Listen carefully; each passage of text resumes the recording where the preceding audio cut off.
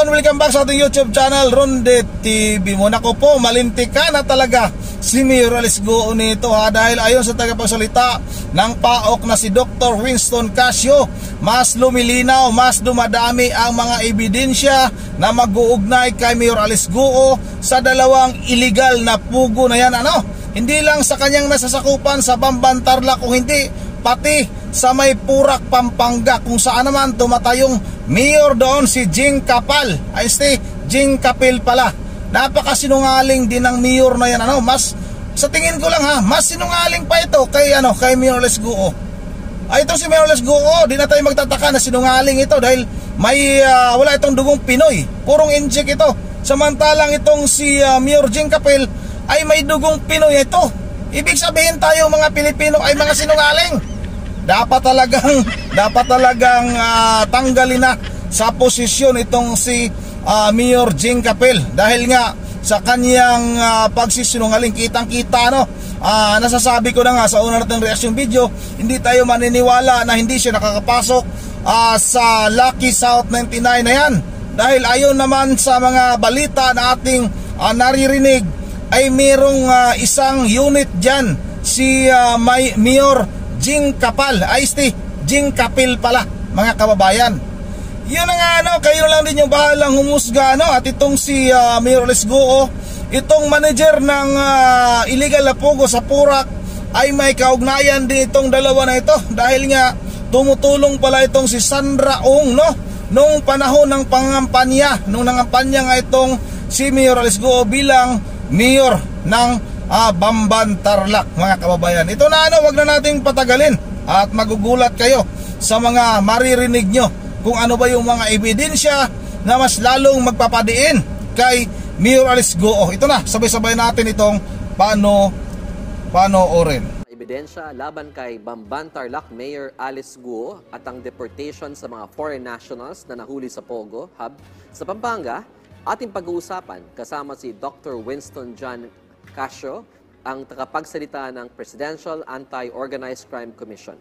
Director Casio, magandang tanghali po. Dr. Casio po, magandang hapon. ADG Jonathan at saka sino nga po kasama? Si Ma'am Nina? Ninya. Si Ninya po kasama namin. Ninya. Opo. Yes, sir, hingi lang po kami ng update sa nagpapatuloy na investigasyon ninyo sa koneksyon ni Mayor Alice Guo sa illegal na Pogo.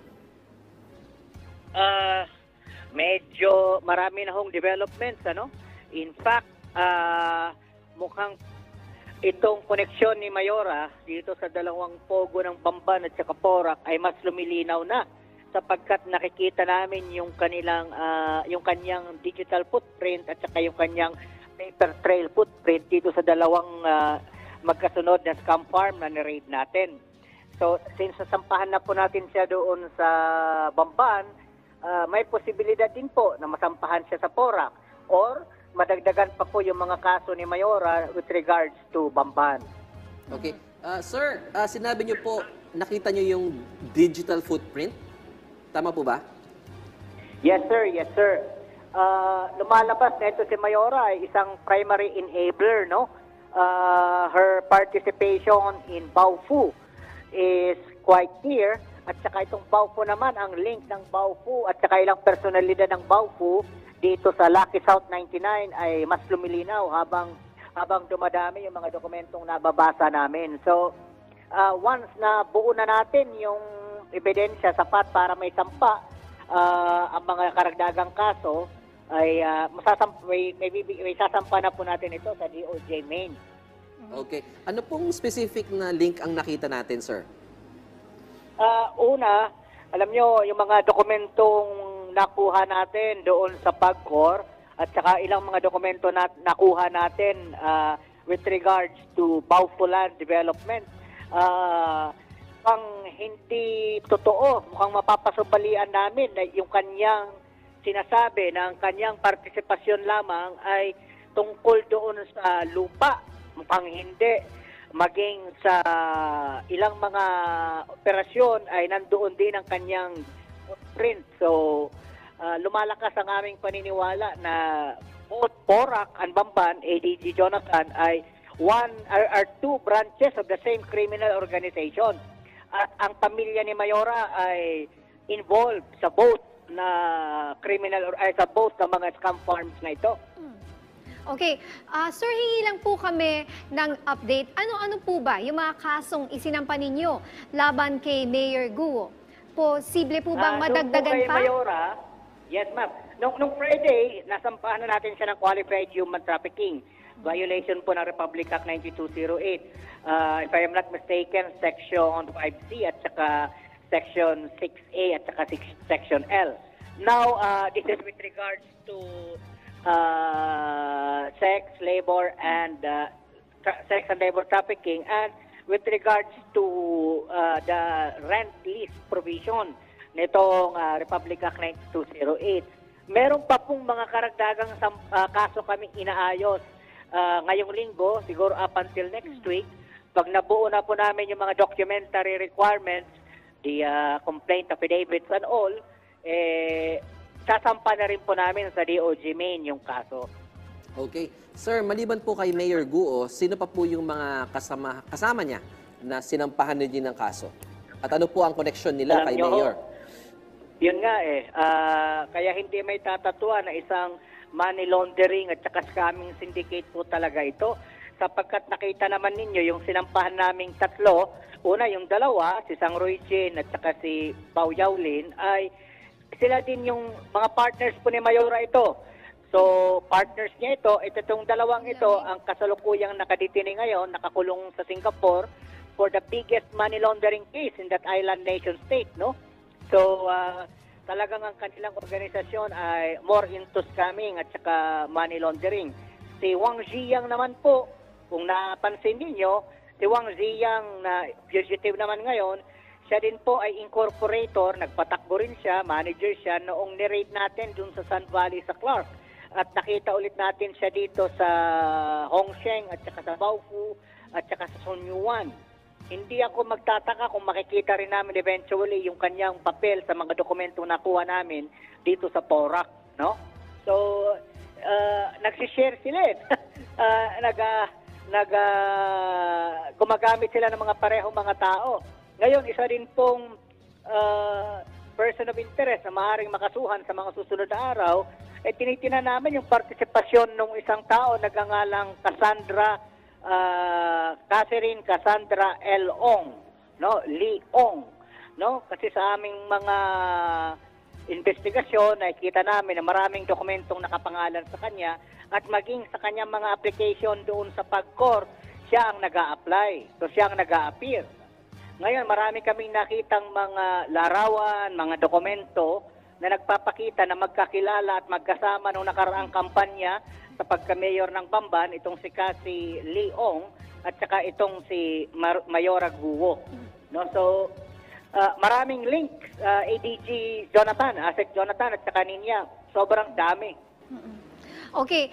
Ano naman po ang update sa deportation ng mga foreign nationals na nahuli ninyo sa Pogo Hub po dyan sa Pampanga? Nasaan na po ang proseso nito sa ngayon? Sa ngayon po, nakadetain po sila sa temporary detention facility ng PAOK dito po sa Pasay. Bear in mind, Ninya, na ang legal custody ay nasa Immigration, sa Immigration Bureau, pero ang physical custody ay nandito po sa PAOK. Meron na ho silang commitment orders anytime this week. Inaasahan ko na pong lalabas yung charge sheets at saka yung summary deportation orders. May iwan lang dyan yung mga witnesses, complainants, parang apat sila so far ngayon. Then, may iwan din po dyan yung 12 persons of interest na identify namin na siyang kakasuhan namin. By the way, tomorrow, baka magsampa na tayo ng unang kaso sa dalawang na-identify natin na kidnappers and torturers. The rest po, nung 161, yung hindi witnesses, complainants, yung hindi mga hindi mga makakasuhan, we will deport them to China at doon naman nila harapin yung mga kaso nila sa China. Okay, may tanong po ang ating kasamahan sa media na si Patrick De Jesus ng PTV. Ano daw po ang detalye sa umano'y manager ng illegal na Pogo sa Porac na naharang sa Davao matapos i-offload ng immigration? Opo. meron ho kasi tayong person of interest na of names na mga persons of interest natin with regards to this PORA kasi hindi naman natin may kukupli na maraming nakatakas po dito sa PORA operations ni Huwa sapagkat ito nga po ay nag-leak. So, isa sa mga pangalan na ibinigay namin doon sa immigration na person of interest ay nag-attempt na umalis ng Pilipinas kahapon sa National Airport. Hindi ko lang natanong sa immigration kung saan yung kanyang destinasyon. Pero she was identified as that person. Then pinakita namin yung kanyang pangalan, passport doon sa ating mga witnesses at positively identified na siya nga po yung taong person of interest natin. So we are requesting immigration to send her back to Manila para maikulong po siya doon sa Bicutan, sa Bicutan Immigration Facility. Okay. So hindi po natuloy yung pag-alis niya, sir, no? Ano yun? Ano po yun? Hindi po, naharang po siya at nasaan siya ngayon? Yung person of interest. As we speak ay papalik na po siya ngayong hapon dapat dito sa Metro Manila para mailagay po natin sa Bicutan ay sa Bureau of Immigration Warden Facility diyan po sa Bicutan sa Taguig, Asek. Okay. Tanong naman po mula kay Ryan Lacanlale ng UNTV, bukod sa manager na ito, mayroon po bang iba na minomonitor ang PAOK na mga opisyal ng Lucky South 99? Ilan po sila at paano natin matitiyak na hindi sila makakalabas ng bansa? Marami-rami ho sila, no? Kung di ako nagkakamali, parang 12 or 14 yata yung persons of interest namin, no? So kasama rin po dyan, siyempre, yung pamilya Guo. So yung ilang mga business associates nitong pamilya Guo. So anong kasiguraduhan? Naka-alert na po sila. So ibig sabihin, bagamat wala pa pong immigration bulletin lookout or immigration lookout bulletin order, kapag nag-attempt silang lumabas ng Pilipinas, ipagbibigay alam po 'yon sa Immigration Commissioner at saka sa Immigration Commissioner naman po ipagbibigay alam sa komisyon, sa PAOK. Then titingnan namin kung may sapat kaming legal ground para ma-hold at ma-upload sila. Then kapag meron, diretso po sila sa Bicutan. Okay. Ngayon sir, sa patuloy ninyong pagsugpo sa mga illegal na pogo sa bansa, ilan na po sa kabuuan ang illegal sa mga ito? Masasabi niyo po ba na baka mas dumami na ang illegal na pogo versus legal? Ninya, there are only 43 legal IGLs na tinatawag, no? Internet Gaming Licenses. Sapagkat binago na po ni PAGCOR yung pangalan from Pogo to IGL. 43 lamang sila. Ngayon may minomonitor kami based sa listahan ni PAGCOR na mayroong 58 pa na mga nag-ooperate na mga wala ng lisensya, mga kansilado. At saka meron pa kaming minomonitor na ibang mga scam farms, online gaming hubs na talagang walang lisensya ever. So marami-rami pa ho ito. Mas maraming illegal kaysa doon sa merong permit or lisensya. Yun ang mas marami ang illegal kaysa legal, mga kabayan. Bakit tayo pahinto kasi itong Pogo na ito? Yung kinikita naman sa Pogo, nung sinabi nga ni Mayor Jing Capit kung magkano lang yung kinikita ng kanilang permit sa isang taon, nasa 4,000 lang, mga kababayan. Tapos ganon-ganon lang kadali, ganon-ganon lang sila gumagawa ng illegal.